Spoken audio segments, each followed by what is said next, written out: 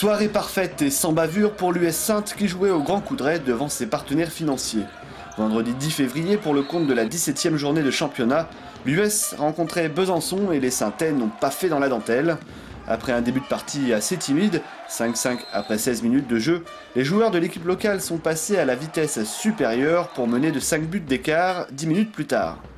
Dans la foulée, ils infligeront un sévère 9-0 à l'adversaire pour mener 14-6 à la 27e minute, avant de regagner les vestiaires avec un différentiel de 8 buts, 16-8.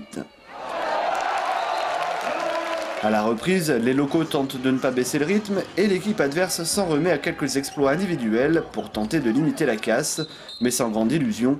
L'attaque de Saintes est en forme et la défense en état de grâce, Sargenton faisant des merveilles dans les buts et stoppant magistralement 2 tirs consécutifs à la 54e minute, faisant vibrer les 1300 spectateurs.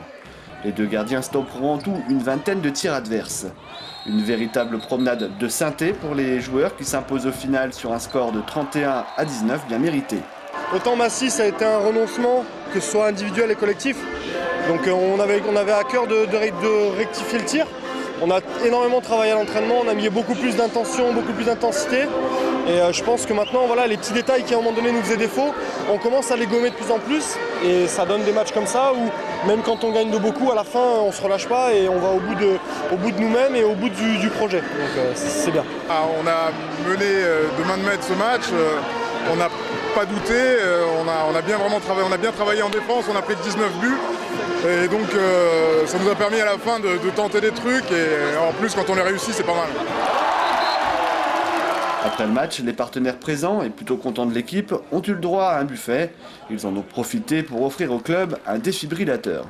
Au terme de cette 17e journée, l'US Saintes occupe seule la 5e place du championnat de Pro D2. Pour la 18e journée, l'équipe se déplacera à Semur-en-Auxois avant d'accueillir le Célestat Alsace Handball, actuellement 8e de LNH, pour jouer les 8e de finale de la Coupe de France le 25 février prochain au Grand Coudray.